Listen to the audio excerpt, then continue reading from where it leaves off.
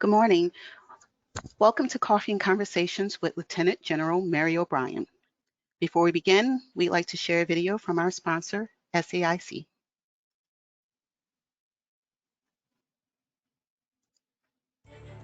Future wars will be decided by the side who makes the best and fastest decisions. It's a term that we refer to as decision advantage. With the petabytes of information and data that are available, the decision makers across the battle space gain that advantage by being able to understand the information, process the information, and use that information to make a decision on effects. Whether those effects are kinetic or non-kinetic, or those decision makers are in an airplane at the edge of the battle space or slightly removed in an operations center. SAIC is working to make this a reality. So follow us online for more.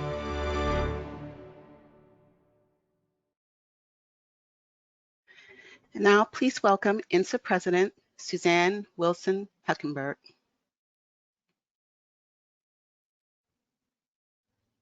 Good morning. Thank you for joining us for our Tuesday Coffee and Conversation.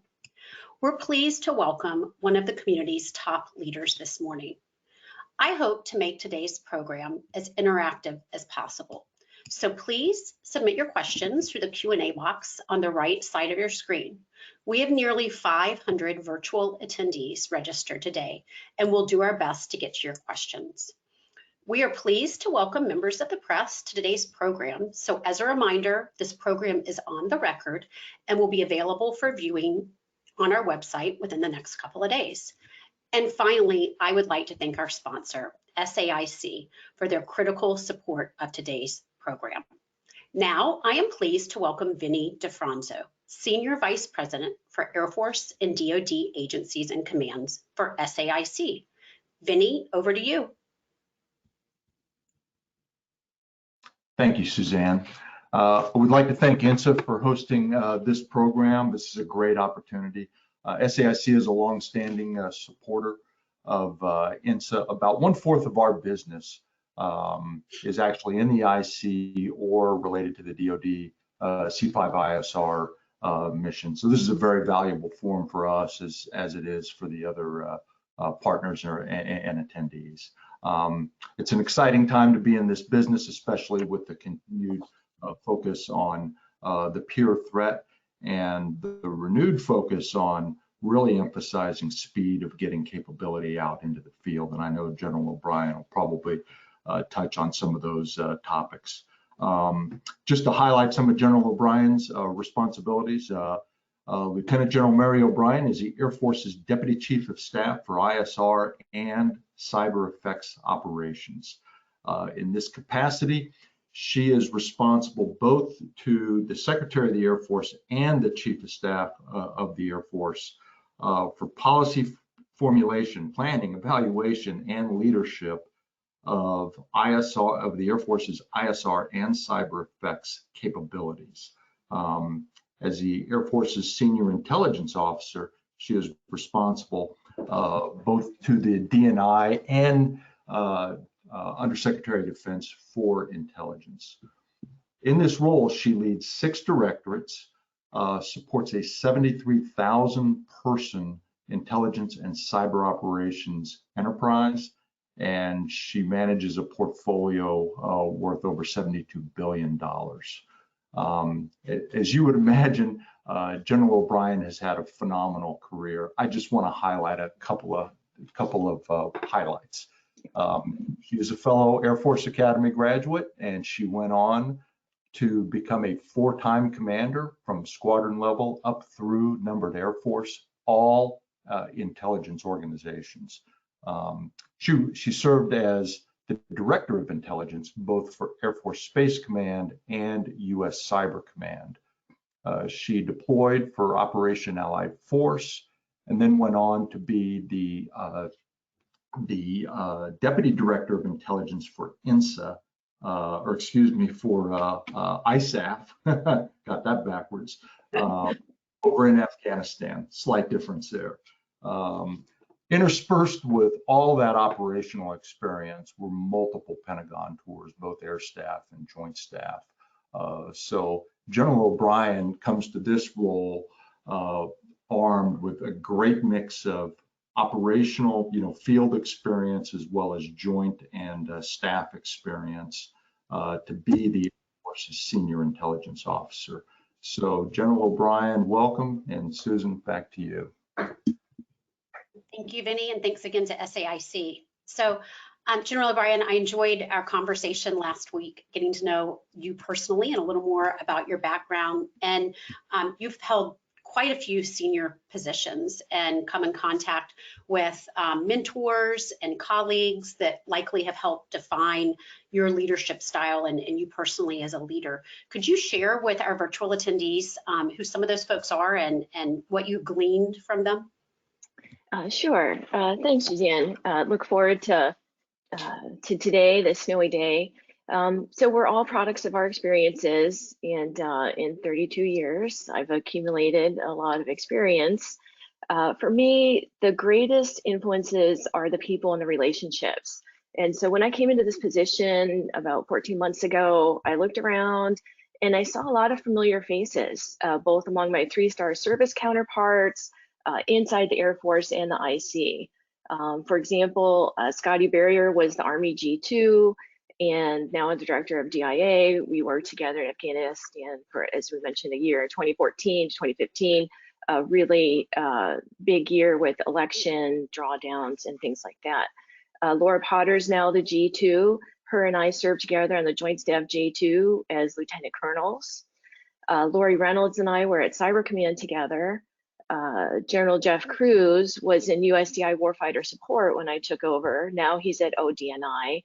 We were group and wing commanders together, and also J2s together when he was the Indo-PACOM J2 and I was Cyber Command J2. Lear Lauterbach, who was on an incident not too long ago, we've known each other for a very long time. And even my own deputies for ISR, General Pete Lambert, now retired, and D-Day Simpson, we served together in 70th ISR wing as colonels. So all of these relationships and others, there's too many to name, have been built on collaboration and trust, and not competition. And so I believe it really helped me hit the ground running when I got into the job. When things got more challenging because of COVID, my first thought when I'm talking to my counterparts is how can we find opportunities to work together and solve these difficult joint problems? It has really worked out well that some of these relationships have come back full circle, and we're like, wow, all right, we have the opportunity to really shape the future together. So you mentioned 14 months ago. I started my role about 14 months ago as well, and then found myself a couple months in the middle of a pandemic.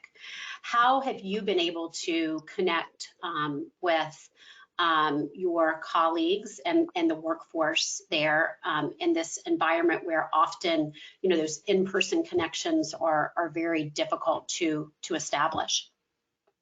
Yeah, that's a great question.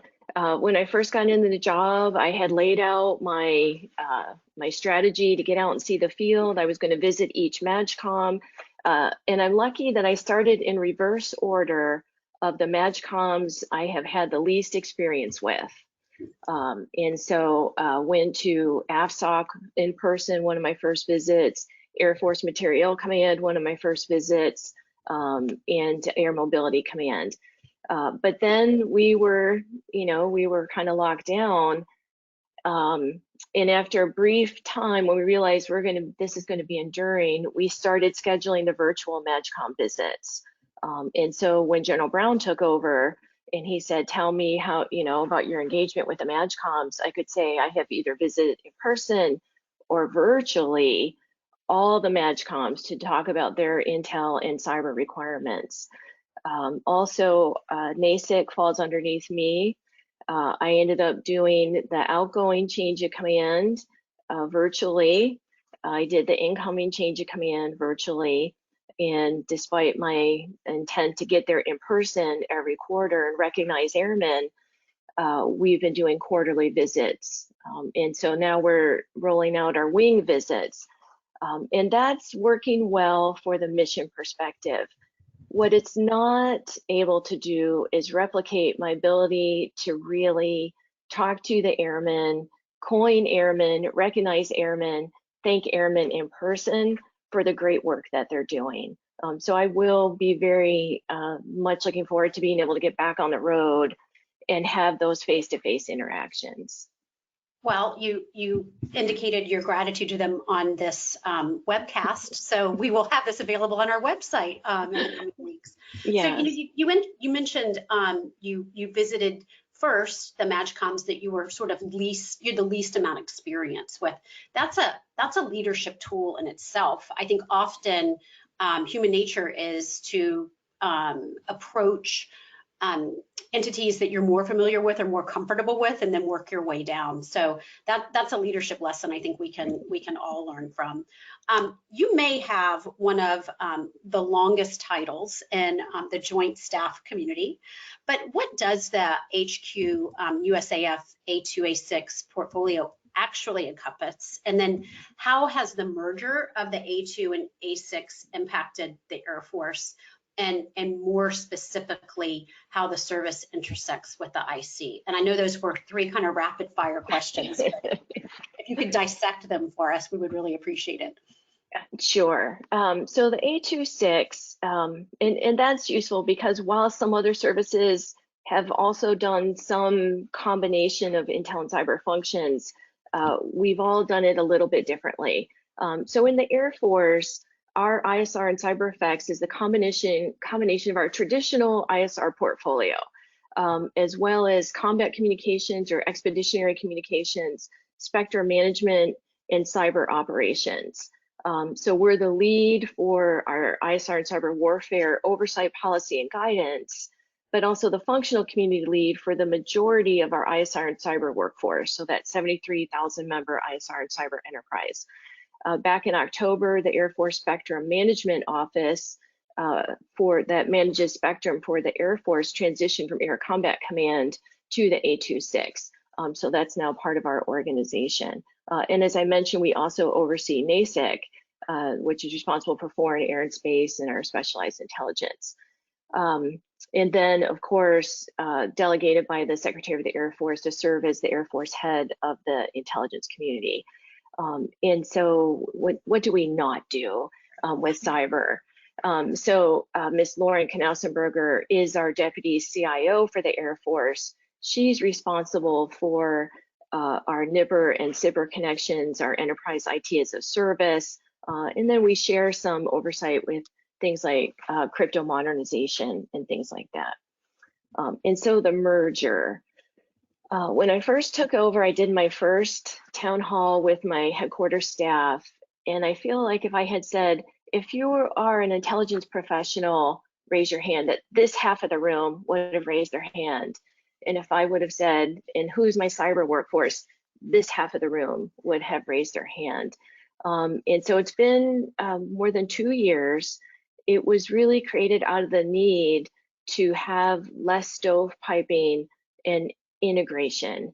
And so that has been our focus. It's a work in progress. We're seeing improvements, but we talk less and less about the merger and more about the integration and that focus on readiness and capabilities for our ISR and cyber effects. The interdependence of that workforce allows us to coordinate and synchronize some aspects of information warfare. All of them are not part of my portfolio, so we have to collaborate with our Director of Ops and Director of Strategy and Plans. It is allowing us to have a more deliberate talent development program working together. And then, of course, as I mentioned, it elevated the role of the CIO as part of SAF-CN. With respect to the Intel community, I think this is probably one of the more less observable or more understated aspects. I think this has really opened the door for the Air Force cyber community to better collaborate with the IC, coming in through the front door, through the A26, with long-standing existing relationships. We have the phone book, we know who to call. It has made it, I think, easier for the IC to accept requirements from the A26, because they're not coming in from the cyber community who says, hey, we want this, and where's the Air Force Intel community? Well, we're already providing that, or somebody's already providing that. So I think it's been a really good move, and I look forward to more integration, not just internally, but now externally through the IC with our other partners. So you mentioned 2 years ago, half the room raised their hand for Intel, half for cyber. Here we are 2 years later. Is there a time where there are going to be some folks who raise their hand for both? I think we are headed toward that time, and we'll call them the information warriors, right? The information warfare force. Okay. And so I think we might have an opportunity to talk a little bit more about that too, with some of the other initiatives that are in the Air Force. Great. So this is, you've been in your role now for around 14 months during primarily a pandemic. And so I'm sure you have a jam-packed schedule with virtual, and then from time to time, I know you mentioned you've had the opportunity to travel where appropriate. But as far as any books, podcasts, shows, anything that you are indulging in your downtime that you can share with our virtual attendees? Well, I mean, like everybody else, there's a certain amount of Netflix binging that goes on, and I have a 20-year-old daughter and a 17-year-old son that are trying to help keep me current with pop culture. But what I'd like to share that I'm reading right now, again, because I had an opportunity to preview, there's really two important things. One, I'd like to put a plug out there for the Air and Space Power Journal Winter Edition. That is our special edition on information warfare. So that just came out. There's some great thinking in there about information warfare. So some great articles by some of our senior leaders, General Kelly, the commander of ACC, but also some really good thinking from some of our company grade officers and our younger workforce. How to restructure information warfare in the US. Another one, empowering the information warrior. Identifying faulty assumption information warfare. So there's a bunch of articles there, and I'd like to recommend that as perhaps, kind of a primer on some of the thinking information warfare. The other book that I read and finished earlier in January, but the timing aligns with the SecDef memo. Secretary Austin's one of his first memos that came out on the 23rd of January, which is combating sexual assault and harassment in the Air Force. I had just had the opportunity to read Know My Name by Chantel Miller. And that is a book, it is a very powerful description of what it's like for a sexual assault victim to seek justice, even if the assailants were caught in the act. Some of you may be familiar with her. Originally, she went through the court system as Emily Doe and wrote a very powerful victim statement at sentencing. This happened out at Stanford. And so that book is informing some of the contributions I'm sharing with our lead, Lieutenant General B.K. Kelly, our A1 for the Air Force response to that tasker from the Secretary of Defense. So I highly recommend Know My Name for anyone, which in my mind would be everyone who is addressing sexual assault or sexual harassment in the workforce. Thanks for giving me a chance to share that. We've been able to talk about it briefly last week, and I've got it bookmarked on my Kindle. So thank you for opening me up to that opportunity.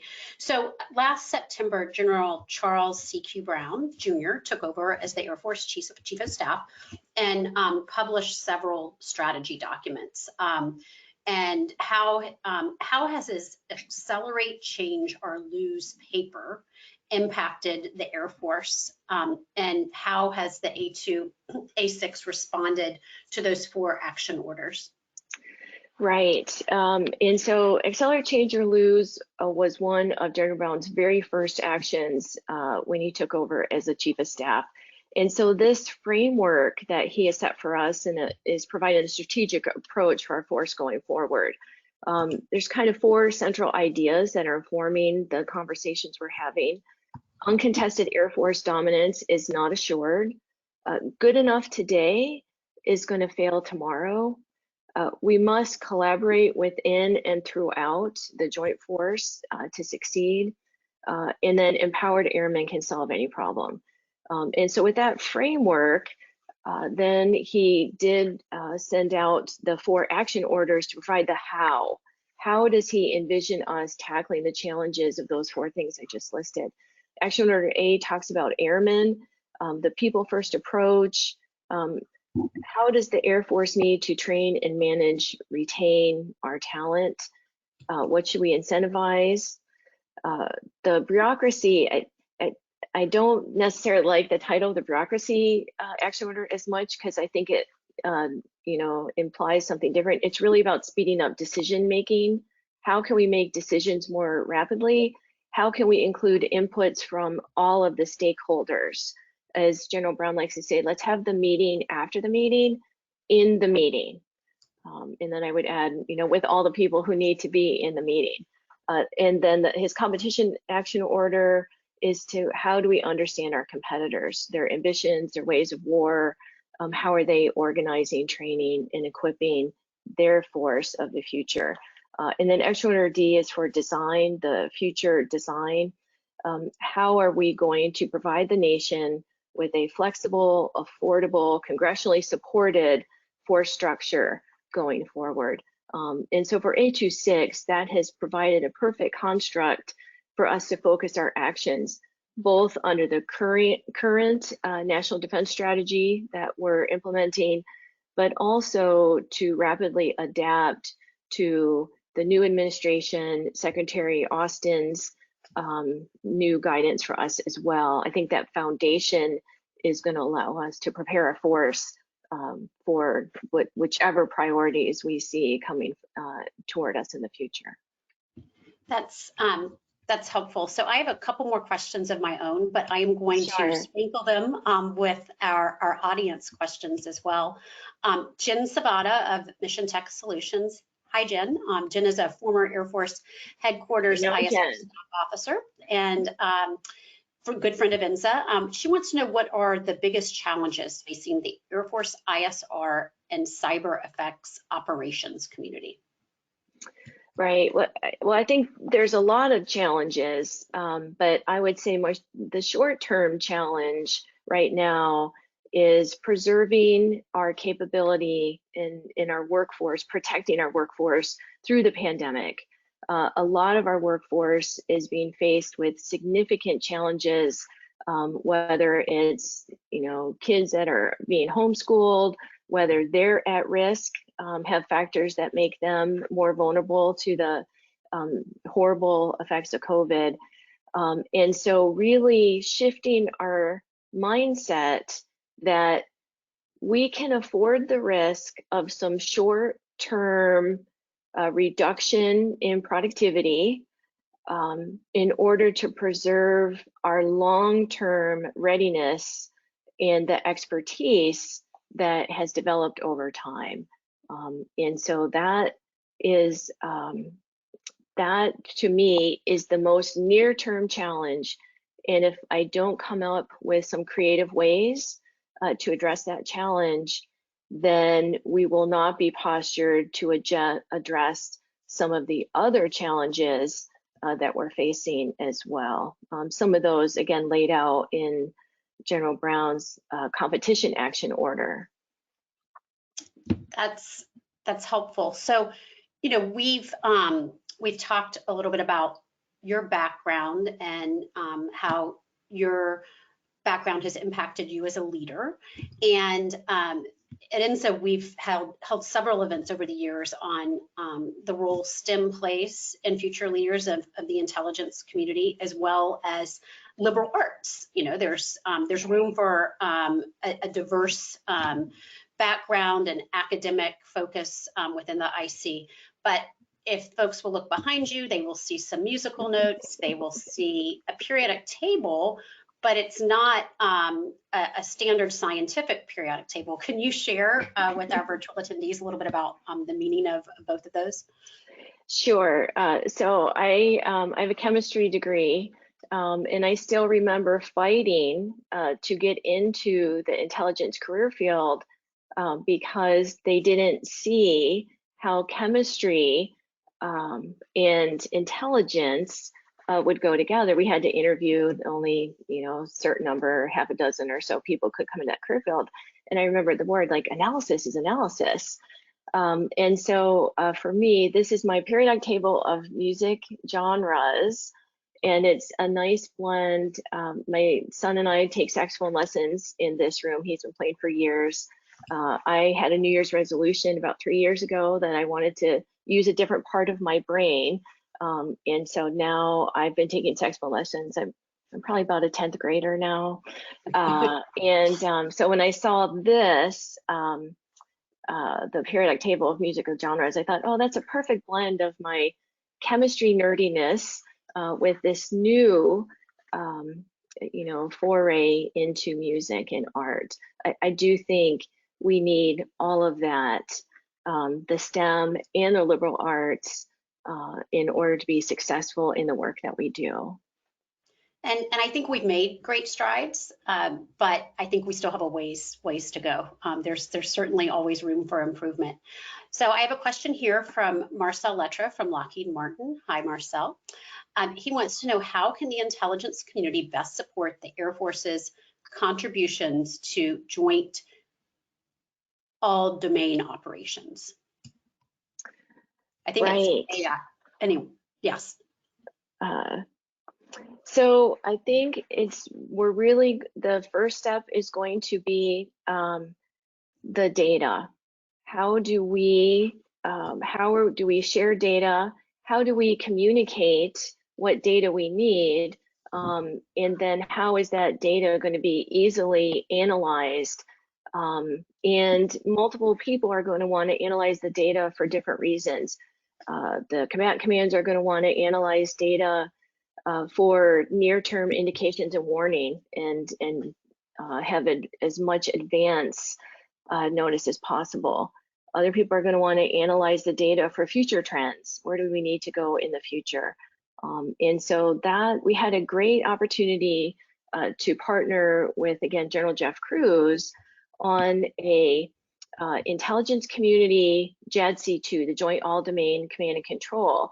And so what we found is in the Air Force, our implementation of that concept, the Joint All-Domain Command and Control concept, is through ABMS, the Advanced Battle Management System. The Army has a system, the Navy does as well. They will come together to support the JADC2 concept. What we were discovering is the 826 was supporting both for intelligence and cyber capabilities, the ABMS, and then we would talk to different parts of the IC, and they might not be as familiar with this concept and the requirements that we're going to have. So we were able, I think it was in November, to have an IC JADC2 day as part of what Jeff Cruz is calling kind of a crawl, walk, run approach to bring the IC and the services together to implement this concept. So lots of opportunities to partner, but I think the conversations are now starting to happen. That's very encouraging to hear. And Marcel, thank you for the question. So I have a question from a student. Always like to get those. Alexander White, a student at Willamette University, asked, how is the Air Force intelligence compromised of both military and civilian personnel? So wanting to know if they're compromised with civilian and military personnel, and what role do civilians play in the ISR enterprise, and how can they join it? Yeah, that's a great question. When I say airmen, I mean, we call that big A airmen, right? So that's the whole team. That's our enlisted, our officers, our civilian. And a lot of times I'll use the word workforce instead of that, because some people may think when I say airmen, I only mean uniform wearing.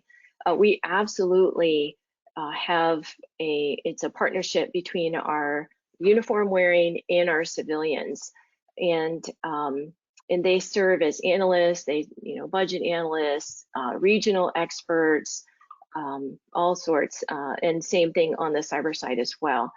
And so for joining, of course, people will say, look in USA Jobs, right, to get in. And I know that that's not the most user-friendly way to do it.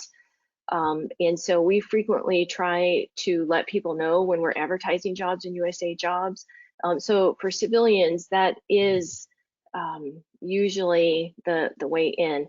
However, I also served for a time on my daughter's university's parent council, and had an opportunity to go talk to some of the juniors and seniors about careers in national security, because I know that not all of them want to join the military, but we still need that expertise. And I shared with them some of the internships that are available. Those are also in USA Jobs. If you go to DIA or NSA or NGA, you'll see them advertising for summer interns. And then they also have some programs where it's a little bit easier to join as a civilian in your first 2 years. And so I encourage you to, if you're interested in something like that, I encourage you to seek those out as well. And so again, another way to sort of speed up the process of becoming a civilian in the Air Force or in the national security community. You Join the Air Force. you mentioned, General O'Brien, the internships. I've been pleasantly surprised, having young people in my home from time to time as well, that with the virtual nature of our workforce right now, and within a lot of industries and the government and business, this is a great time to be able to acquire an internship without having to relocate. I've noticed, for better or worse, a lot of virtual internships. And although you miss out on that, interpersonal exchange you get in an office environment, it does open up opportunities, I think, to students and other areas who are interested in jobs in the DC area or even elsewhere. So yeah, I agree. And one of the benefits is the cost of living for an intern, right? Indeed. So it might even allow people to apply for those opportunities who couldn't necessarily spend a summer renting an apartment in the National Capital Region. Yeah, sometimes mom and dad's basement is just the right price if you're fortunate enough to have that accessible. So this question is from Joseph Butte. What are your thoughts on accelerating integration of commercial data and analytics into the IC, DIE, and Air Force, especially as more activities are decentralized from the big centers? Right, and so I think that ties back to the data. One of the conversations we had both internally and during one of our Air Force NGA staff talks is people who have been in this community as long as I have grew up in an age of data scarcity. And so you would have to wait to receive information, and then you would analyze what you had, and if you didn't have what you need, you would ask for more, and you would wait, and then you would analyze. With the world today, both the information from our national sources, information available for purchase from commercial sources, and then of course data that's available, publicly available information that is available to everyone. We've been talking about how we might train our analysts in an age of data abundance and how that might lead to different TTPs, different tools. We have a lot of prioritization frameworks in order to say, well, we can't get all the data, so let's prioritize the data that we need the most. Well, what happens when you have more data? than you can handle. And so that leads to the conversations about human machine teaming, algorithms, and things like that. And so absolutely, not only integrating the data, that's just step one, but then how do we accelerate the tools that we need to give our analysts? Because the old way of downloading it into an Excel spreadsheet and then having another Excel spreadsheet and another Excel spreadsheet, you know, what I call spreadsheet hell, is not going to be effective. There's no acceleration with that kind of serial approach to data. And so we absolutely are thinking through that. How do we do our job in an age of data abundance? And I would imagine that is a prime opportunity for collaboration with the private sector as well. Absolutely. So here's a question from Mark Pomerleau. And before I pose it, I just wanted to let folks know we have about 7 or 8 minutes left of Q&A. So if you all have any questions, I would encourage you to submit them. I'm doing my best to get to as many as I can. So Mark wants to know, when it comes to electronic warfare modernization, is the Air Force looking to procure new systems pods or simply modernize the current systems that are in place through software-enabled technology? Thanks, Mark. Right, that's a great question. Unfortunately, it's a great question for our A5, Lieutenant General Q Highnote, as he is doing the modernization, and our electronic warfare division is in A5L. I can share with you, I am very interested in what he's doing because he's going to have intelligence requirements for those new capabilities. And so as they're thinking through what does our modernized electronic warfare force look like, I'm asking, one, what are the intelligence requirements you have to employ that force? What are the cyber requirements you have to connect that force? And then how will we work together? And so unfortunately, that's probably about the best I can do for that one. Perhaps we invite him as a Wednesday Wisdom or Tuesday Coffee and Conversation speaker. I think that is a great idea. Thank you for the recommendation. We like referrals. So Joe Kerr from BAE Systems wants to know, with the emphasis on intelligence focused on the great power competition, what enhancements does the Air Force require? Well, so again, I think that's a really good question. I had an opportunity with my service counterparts to have a session with one of the former DNIs, and I think there'll be an opportunity with our new DNI, Director Haynes, soon. But one of the questions that General Reynolds asked is, how do we get after intelligence and competition? And so I think we are very familiar with how do we get after intelligence in conflict. It doesn't mean we have the force we need right now and prepared for the future conflict. But as we talk about conflict below, competition below the level of armed conflict, what are the intelligence requirements for that? And so with my service counterparts, we're thinking through, what does intelligence look like in competition? And I suspect it's not just a DoD challenge. How do we work together, whole of government, in that? And so we're thinking through, what does that look like?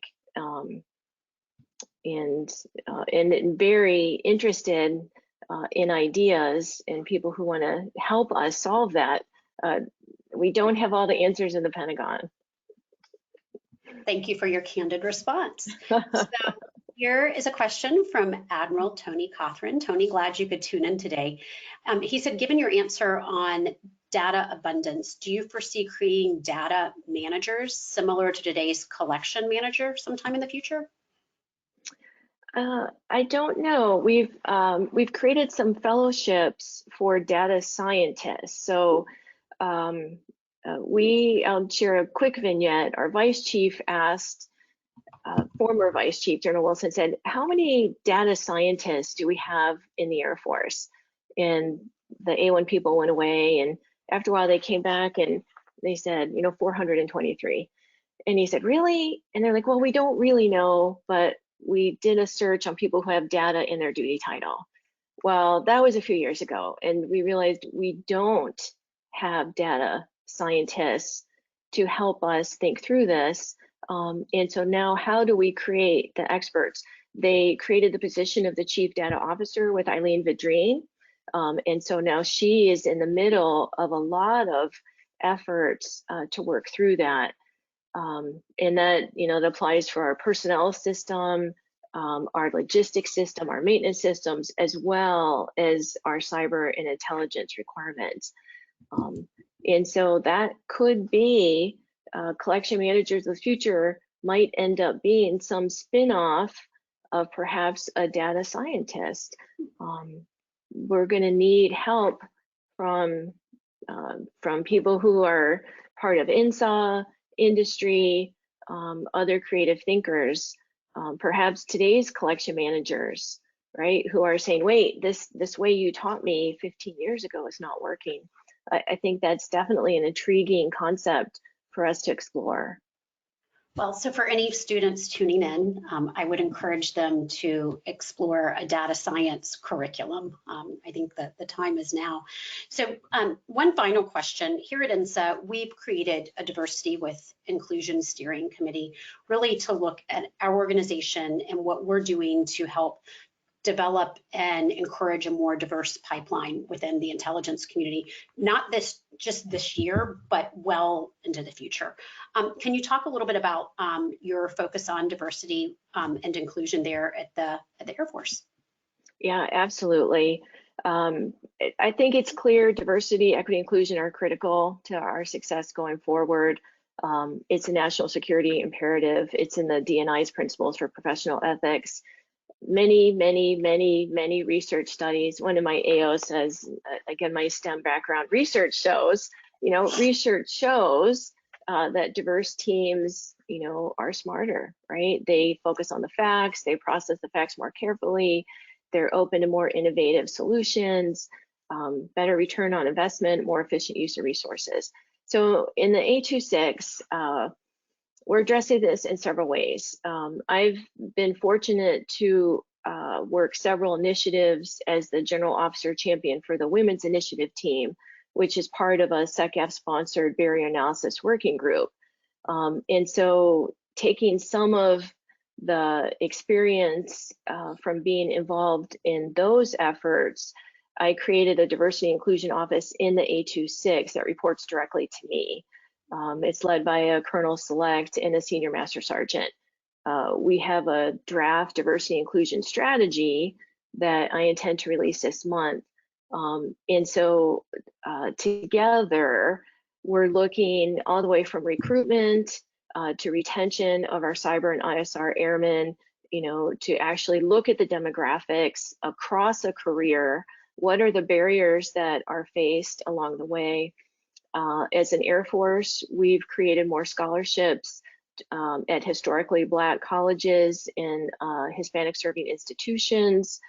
The training, making the training available to encourage the advanced degrees, incorporating the diversity inclusion training into our advanced skill training at Goodfellow.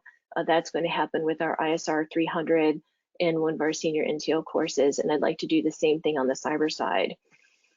The other thing we're doing is sharing resources on how to get after unconscious bias. There's a great Harvard Business Review article called How the Bosses Interrupt Bias. It talks about some of those kinds of bias. The one that I've faced with most of my career since I had my children was the maternal bias, right? Once you have children, people think you're less committed to your career. I didn't have children until I was a field grade officer. But if you are committed to your career, there's a perception that you're less committed to being a good parent, which can be very hurtful. There's biases that affect our minority members as well that try to force them to conform to traditional stereotypes, ethnic stereotypes. That article has some great links to tools that they call bias interrupters, both for hiring, appraisals, running meetings. They have tools for keeping track of who interrupts who, all sorts of things. And so as part of that, our diversity strategy, we're also look at creating a minority leader program, because I don't want to just start at recruiting, right? What about the demographics of the people that we have serving today? Otherwise, we're always going to be 20 years away. And then we also been able to take advantage. I have a fellow, someone who served as a fellow in industry, and with his network, he's been bringing in some industry experts so they can share their best practices, you know, what works, what doesn't work, and why.